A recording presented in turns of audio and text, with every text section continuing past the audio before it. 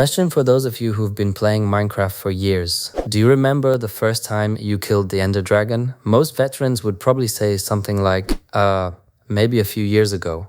And that's despite the fact they had already been playing Minecraft long before that. So why is that? Sure, you could say players have simply gotten better, and I agree, but that's only part of the truth. The real reason is that Minecraft itself has become way too easy. These days, any kid can beat the game in 10 minutes, and nobody's even surprised by that. But it wasn't always like this. Back in the early days of Minecraft, killing the Ender Dragon was a huge event. People would prepare for weeks, gather entire teams of players, and when you finally won, it felt like a real achievement, like you had conquered a truly tough game. But with each new update, things started to change. Step by step, Mojang made survival easier, added new mechanics, and the whole meaning of the game shifted. Today, I'm going to break down which updates turned Minecraft from a tough survival challenge into a game where victory barely feels like an achievement. And together, we'll answer the big question, has Minecraft become too easy? November 18th, 2011, the day Minecraft truly found its meaning. That's when version 1.0, the Adventure Update, was released. It introduced a brand new dimension and the game's first real boss, the Ender Dragon, and defeating it was no small task.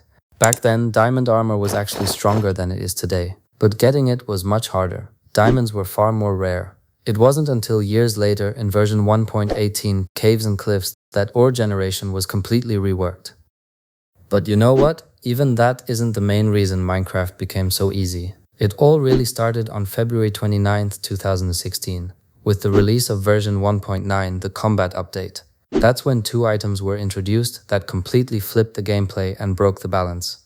I'm talking about the shield and the elytra. Elytras, sure, they're rare. To get them, you have to beat the game, find an end city, and come prepared. That all makes sense. But the shield, you can craft one literally within the first few minutes of gameplay. And the issue isn't that the shield exists, the problem is how it works. It blocks pretty much everything. Creeper, 0 damage, a mob swarm, no problem. And honestly, if Minecraft had a nuclear strike, I'm pretty sure the shield would block that too. Yeah, it breaks, you might say.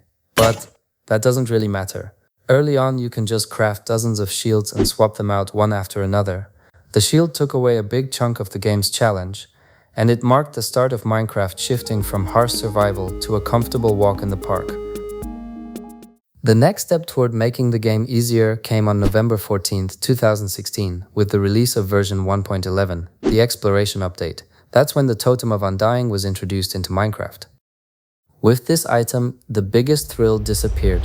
One wrong move, and it's over. Death used to be terrifying. Falling into lava, getting jumped by an Enderman, or blown up by a creeper meant everything could be lost forever. And that danger was the real adrenaline. With the totem, the fear of death pretty much vanished. And the problem is, it's not even that hard to get. Unlike elytras, where you have to beat the game and explore end cities, the totem just comes from defeating elytras in certain structures. And once players figured out raid farms, totems stopped being rare altogether. You could literally stack them by the chestful. And that's when Minecraft stopped being a true survival game. Once death no longer carried any real weight.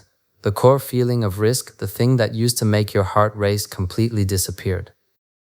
And that raises the question, why didn't Mojang make the totem a truly rare item? Something like enchanted golden apples, which only show up in structure chests with a tiny chance. That would have given the totem real value and turned using one into an event, not just a routine.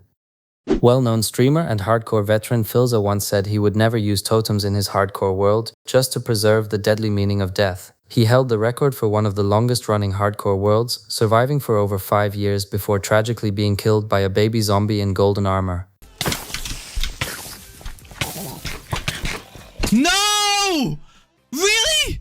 That's how I die? Oh my god, I'm fucking stupid. I'm fucking stupid. Oh, a baby zombie. A baby fucking zombie. Oh my god. The next turning point came on April 23rd, 2019, with the release of version 1.14, Village and Pillage. That's when villager trading was completely overhauled. Back then, things were a lot more fair. Each villager only had one chance at a profession and its trades. If you didn't get lucky, you had to go find another villager. But now, it turned into a farming exploit. You can just keep breaking and replacing their job block until you roll the trade you want. And the most ridiculous part, the prices. Meet the biggest sucker in Minecraft, the Fletcher, who's willing to buy plain old sticks for emeralds. Suddenly, the most useless junk in the game turns into actual currency. And that's where the real imbalance begins. Once you roll the enchantment you want from a librarian, all it takes is infecting them with the zombie virus a few times and curing them. After that, the villager is ready to sell you the best enchantment books for literally 1 emerald. In practice, that means an endless supply of top-tier loot almost for free. And it's not just books. Villagers now sell pretty much everything. Weapons, armor, tools. Want a diamond sword? Here you go.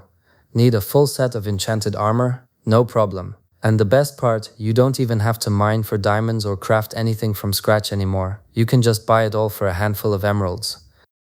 And that raises the question again, why doesn't Mojang add more restrictions? For example, make villager cure discounts have a cap, or prevent prices from dropping below a certain minimum. And it would also make sense to remove the infinite job block reroll and bring back the one chance system. That would restore real value to trading and get rid of the feeling that it's just an endless cheat resource. And that brings us to the main point.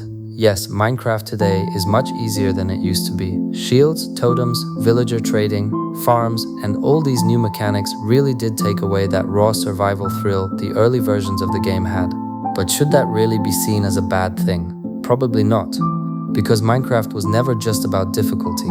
It's about constant growth. With every new update, we get new structures, new items, new biomes, and new possibilities. And that's awesome. Minecraft has always been a sandbox. There's no right or wrong way to play. Some people focus on survival, others just build, and some simply explore the world. And the fact that the game has become more accessible to a wider audience, including kids, is also part of its success. So yes, Minecraft really has become easier, but it's also grown bigger and more diverse. And that's where its true strength lies. Each of us gets to decide what our Minecraft will be.